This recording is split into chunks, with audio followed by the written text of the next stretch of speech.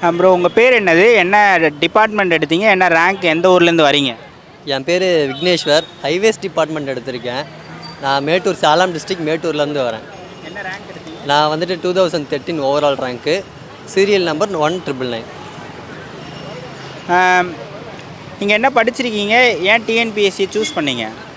ஆக்சுவலாக நான் வந்துட்டு ஒரு 10 வருஷம் வந்துட்டு வெளியில் ப்ரைவேட் கம்பெனியில் ஒர்க் பண்ணேன். எனக்கு அதில் கொடுத்த ப்ரெஷரும், எனக்கு வந்துட்டு ஒரு ஜாப் வந்துட்டு நிரந்தரம் இல்லாமல் இருந்தது. அதனால் நான் என்ன பண்ணேன், ஒரு வருஷம் வந்துட்டு எனக்கு ஏஜ் வந்துட்டு இப்போ 28 ஆகிடுச்சு. ஸோ வந்துட்டு இதுக்கப்புறம் வந்துட்டு நம்மளால் ட்ராவல் பண்ண முடியாது, ப்ரைவேட் கம்பெனியில் வந்து ட்ராவல் பண்ண முடியாது அப்படின்ற ஒரு கண்டிஷனில் ஒரு 1 இயர் ரிஸ்க் எடுத்து ரொம்ப டீப்பாக படித்தேன். எவ்வளோ எஃபோர்ட் போடணுமோ அவ்வளோ எஃபோர்ட் போட்டு படித்தேன். படித்ததில் ஃபஸ்ட் அட்டெம்ப்டில் கிளியர் பண்ணியிருக்கேன். இப்போதைக்கு கிளியர் பண்ணியிருக்கேன். இது வந்துட்டு இப்போதைக்கு விட போகிறதா இல்லை, அடுத்து நெக்ஸ்ட்டு குரூப் 2 குரூப் 3 ப்ரிப்பேர் பண்ணலான்னு இருக்கேன். கிட்டத்தட்ட காலேஜ் முடிச்ச அப்புறம் 10 வருஷம் கழிச்சு தான் ஸ்டார்ட் பண்ணீங்க. செல்ஃபாக ப்ரிப்பேர் பண்ணீங்களா, அகாடமி போனீங்களா? நான் அகாடமி போனேன். அகாடமியோட ஹெல்ப்பில் தான் போனேன்.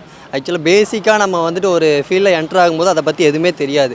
நானும் ஒரு 7 மாதம் வந்துட்டு என்ன படிக்கிறதுனே தெரியாமல் படிச்சுட்டு இருந்தேன்.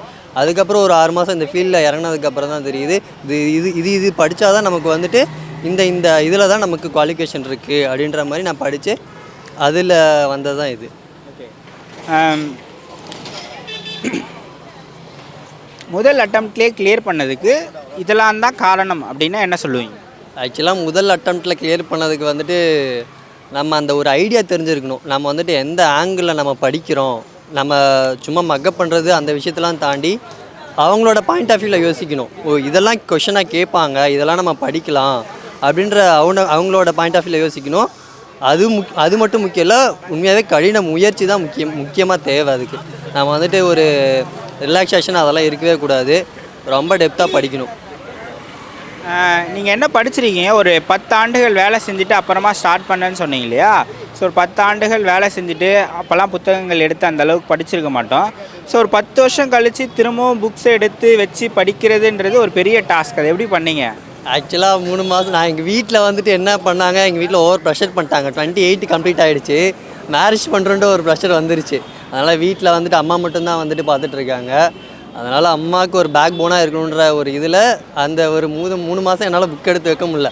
புக் எடுத்து வச்சா நமக்கு வந்துட்டு அந்த ஒரு மென்டாலிட்டி கிடைக்காது. ஒரு 10 வருஷம் படிக்காமல் திடீர்னு புக் எடுத்து வச்சா அந்த ஒரு தாட்டு கிடைக்காது.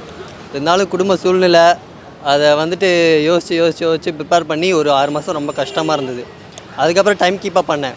ஒரு 4 மணி நேரம் படித்தேன். 3 மாதம் 4 மணி நேரம், அடுத்தது 6 மணி நேரம், அடுத்தது 8 மணி நேரம், அடுத்தது 10 மணி நேரம் படித்து இப்போதைக்கு கிளியர் பண்ணியிருக்கேன் நான். நீங்கள் 171 கொஸ்டின் போட்டிருக்கீங்களே, அப்போ அந்த 29 கொஸ்டின் எங்கே போச்சு, அதை அனலைஸ் பண்ணிங்களா? ஆக்சுவலாக வந்துட்டு இந்த 29 கொஷினில் ஒரு 7 கொஷின் 8 கொஷின் வந்துட்டு எனக்கு தெரிஞ்ச கொஷின், ஆல்ரெடி நான் ஒர்க் அவுட் பண்ண கொஷின். என்னால் ஃபஸ்ட் அட்டம்ப்டில் அதோட ப்ரெஷர் ஹேண்டில் பண்ண முடியல. உண்மையாகவே அதை ஹேண்டில் பண்ண முடியல. 3 ஹவர்ஸ் என்னால் ஹேண்டில் பண்ண முடியல. நான் இத்தனைக்கும் பல டெஸ்ட்டு போட்டு பார்த்துருக்கேன். இருந்தாலும் வந்துட்டு என்னால் அதை ஹேண்டில் பண்ண முடியல. அதை கொஞ்சம் நல்லா பண்ணியிருந்தா இன்னொரு டாப் ரேங்க் வாங்கியிருக்கலாம் அப்படின்ற ஒரு தாட் இருக்குது. அடுத்த டைம் பிடிச்சிடலாம், ஒன்றும் பிரச்சனை இல்லை. இப்போ நிறைய தெரிஞ்சுக்கிட்டு இருப்பீங்க, ஒரு எக்ஸாம் எழுதுறீங்க, அதை கிளியர் பண்ணியிருக்கும் போது நிறைய அனுபவங்கள் உங்களுக்கு கிடைச்சிருக்கு. இதை அடுத்தடுத்த தேர்வுகளில் நீங்கள் எப்படி பயன்படுத்துவீங்க? இதை யூஸ் பண்ணி அடுத்தது குரூப் 2A குரூப் 2 ப்ரிப்பேர் பண்ணலாம். அதுக்குண்டான காம்படிஷனுக்கு தகுந்த மாதிரி நம்ம ப்ரிப்பரேஷன் வந்துட்டு இன்னும் அதிகப்படுத்தணும். ஒன்லி இப்போ ஸ்கூல் புக்கை தாண்டி இப்போது நடப்புகள், வரலாறு இதெல்லாம் வந்துட்டு எக்ஸ்ட்ரா படிக்கணும். அதுக்குண்டான முயற்சியும் போயிட்டுருக்கு. கண்டிப்பாக கிளியர் பண்ணுவேன். ஃபஸ்ட் அட்டம்ப்ட்லேயே கிளியர் பண்ணோன்னா இந்த ஒரு விஷயம் இருக்கணும் அப்படின்னா என்ன சொல்லுவீங்க? சோம்பல் இருக்கக்கூடாது. முக்கியமாக ஃபஸ்ட் ஆஃப் ஆல் வந்துட்டு சோம்பல் இருக்கக்கூடாது. மோஸ்ட்லி நிறைய ஸ்டூடெண்ட் வந்துட்டு ஒரு 6 வருஷம் 7 வருஷம் படித்து கிளியர் பண்ணாமல் இருக்காங்க. அவங்கக்கிட்ட வந்துட்டு இந்த சோம்பல் வந்துட்டு இருக்கும். ஒரு வேளை அவங்களோட லக்காக கூட இருக்கலாம். அவங்களுக்கு வந்துட்டு எப்படி கொஷின் ஹேண்டில் பண்ணுறதுன்ற ஒரு விதம் தெரியாது. அதெல்லாம் கற்றுக்கிட்டு படித்தா ஃபஸ்ட் அட்டம்ப்ட்டில் கிளியர் பண்ணலாம். யாராக இருந்தாலும் கிளியர் பண்ணலாம். நீங்கள் எப்படி ஒரு ஆவரேஜாக படிக்கிற ஸ்டூடெண்ட்டா இல்லை ப்ரில்லியன்ட் ஸ்டூடெண்ட்டா? ஆக்சுவலாக வந்துட்டு நான் ஆவரேஜ் ஸ்டூடெண்ட்டு தான். நான் 12th 700 தான் ஸ்கோர் பண்ணேன்.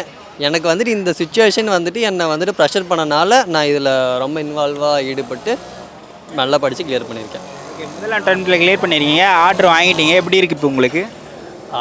ஆர்டர் அங்கே டைப் பண்ணும்போது ஒரே ஒரு பூரிப்பாக இருக்குது. உள்ளே உட்காந்து ஒரு சிவரிங்காக இருந்தது. உள்ளே என்னடா இந்த டிபார்ட்மெண்ட் கிடைக்குமா அப்படின்னு தெரில. ஆர்டர் வாங்கிட்டு வந்தவொடனே தான் ரொம்ப சந்தோஷமாக இருக்குது.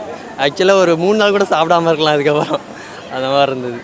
உங்கள் ஃபேமிலியில் நிறைய ப்ரெஷர் பண்ணாங்க கல்யாணத்துக்காகன்னு சொன்னீங்க. இப்போ ஃபேமிலியில் சந்தோஷமாக இருக்காங்களா? ஏன்னா ஆக்சுவலாக ஃபேமிலியில் சொல்லல நான் வந்துட்டு கிளியர் பண்ணவொன்னே அவங்களுக்கு ரொம்ப சந்தோஷமாயிடுச்சு. இதுக்கப்புறம் தான் பொண்ணு பார்த்து கல்யாணம் பண்ணுறது அவங்க வந்துட்டு ஒரு அவங்களோட கடமையை முடிக்கணும்னு எதிர்பார்ப்பாங்க. ஏன்னா வயசாகிட்டே போகுது, ஏஜ் ஆகிட்டே போகுது.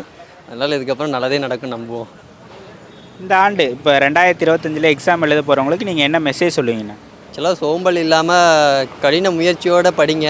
யாராலையும் கிளியர் பண்ண முடியும். இப்போ வந்துட்டு டாப் ஸ்டூடெண்ட் மட்டும்தான் கிளியர் பண்ண முடியும்னு இல்லை. நீங்கள் வந்து 10th ஃபெயிலே ஆனாலும் உங்களால் கண்டிப்பாக கிளியர் பண்ண முடியும். விட்டுறாதீங்க, முயற்சியோடு படிங்க.